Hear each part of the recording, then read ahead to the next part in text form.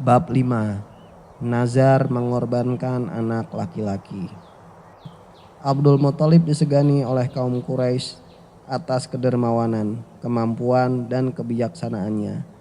Ia juga berwajah tampan dengan penampilan yang berwibawa. Kekayaannya menjadi salah satu pendukung semua keberuntungannya, dan kini ditambah lagi oleh kehormatan sebagai orang yang berhak merestorasi Zam-Zam. Ia sangat bersyukur atas segala yang Allah berikan kepadanya. Namun jiwanya masih belum tenang ketika membayangkan suatu saat nanti ia harus berhenti menggali sumur Zam-Zam. Selama ini segalanya berjalan baik-baik saja. Alhamdulillah. Namun baru kali ini ia merasa sangat miskin karena hanya memiliki seorang anak laki-laki. Sepupunya Umayyah misalnya, kepala suku Abdusyam, dikaruniai banyak anak laki-laki. Dan bila yang menggali adalah Mughirah, kepala suku Makhzum, maka anak-anaknya dapat menjadi pasukan pendukung yang besar dan kuat. Tetapi ia sendiri meskipun memiliki banyak istri, hanya mempunyai seorang anak laki-laki yang akan meneruskannya. Sebenarnya ia telah pasrah atas kenyataan ini. Namun Tuhan yang telah memberinya Zam-Zam juga meningkatkan derajatnya dalam hal-hal lain. Maka dengan berbesar hati ia memohon kepada Tuhan agar dikaruniai beberapa anak laki-laki lagi.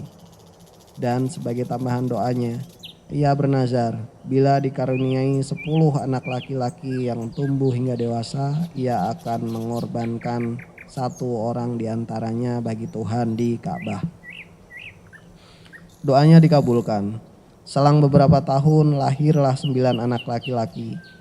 Ketika dulu ia berdoa dan mengucapkan nazarnya, hal itu tampaknya sesuatu yang mustahil bakal terjadi. Namun ketika menjadi kenyataan dan semua putranya telah tumbuh dewasa kecuali sang bungsu Abdullah, maka nazar itu menghantui dirinya.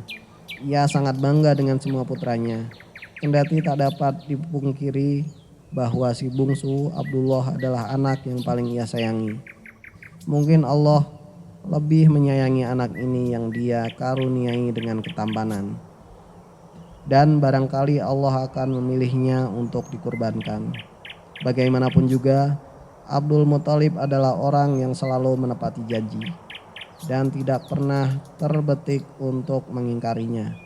Ia juga orang yang sangat adil dan penuh rasa tanggung jawab, yang berarti ia harus menjalankan nazarnya itu. Ia sangat berat menentukan siapa di antara putra-putranya yang akan dikorbankan. Maka tak lama setelah Abdullah menginjak dewasa, ia mengumpulkan seluruh putranya. Ia menyampaikan perjanjiannya dengan Tuhan dan meminta mereka mendukung pelaksanaan nazarnya.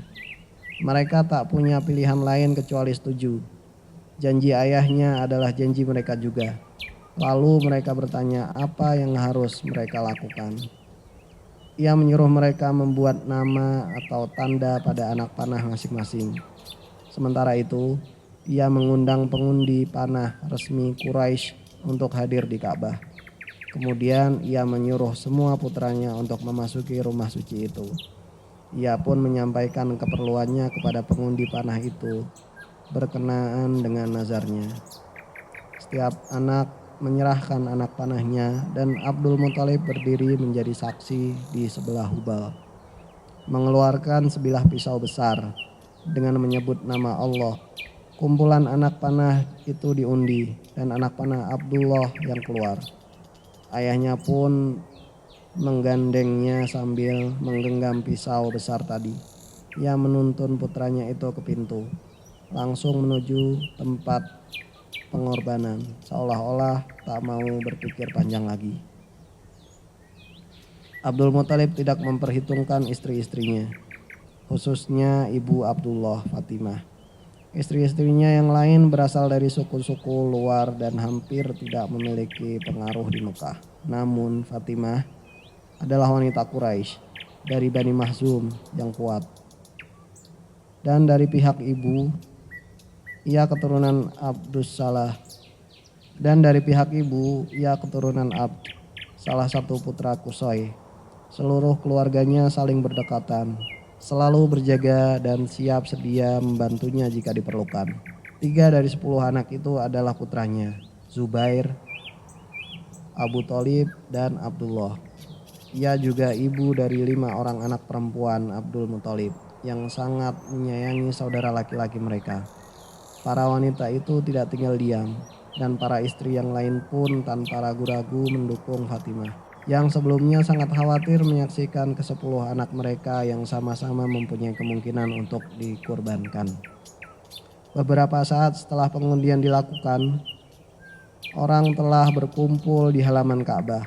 Ketika Abdul Muthalib dan Abdullah muncul di ambang pintu dengan muka pucat pasi, terdengar riuh bisikan-bisikan keras dari kaum Mahzum. Setelah menyadari bahwa anak saudara perempuan mereka akan dikorbankan. "Untuk apa pisau itu?" tanya seseorang di antara mereka. Meskipun mereka telah tahu jawabannya, Abdul Muthalib mulai menjelaskan nazarnya, namun segera dipotong oleh Mughirah, kepala suku Mahzum. "Jangan korbankan dia. Kita akan mencari gantinya, walaupun penggantinya adalah seluruh kekayaan Mahzum." Pada saat itu saudara-saudara Abdullah sudah keluar dari Ka'bah. Tadinya tak seorang pun dari mereka yang angkat bicara. Namun kini mereka memohon kepada ayahnya agar Abdullah dibiarkan hidup dan diganti dengan persembahan yang lain. Tak seorang pun dari orang-orang yang hadir saat itu yang berbeda pendapat. Dan Abdul Muthalib terus dibujuk agar membiarkan anaknya itu hidup. Tapi ia masih ragu.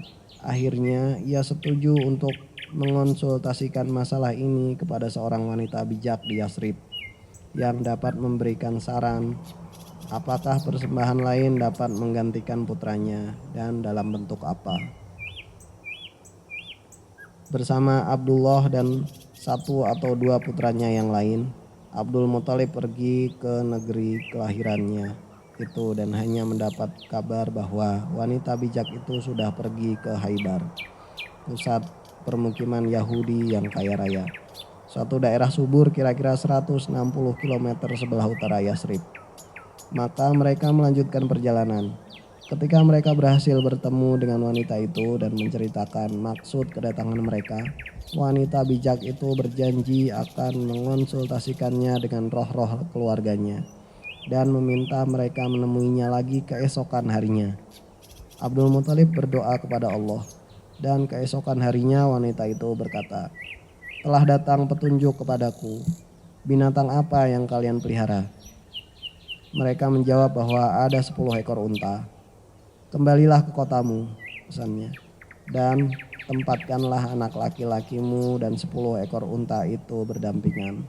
Lalu undilah mereka.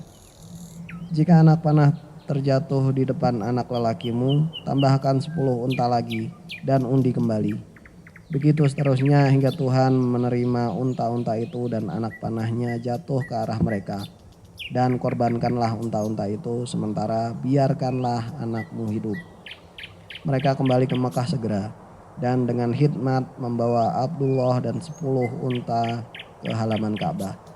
Abdul Muthalib masuk ke dalam rumah suci itu dan berdiri di samping Hubal sambil memohon agar Tuhan menerima persembahannya. Pengundian pun dilakukan dan anak panah terjatuh di depan Abdullah, maka 10 ekor unta lagi ditambahkan. Dan pengundian kembali dilakukan, namun sekali lagi anak panah terjatuh di depan Abdullah. Begitu seterusnya, 10 demi 10 ekor unta ditambahkan hingga mencapai 100 ekor unta.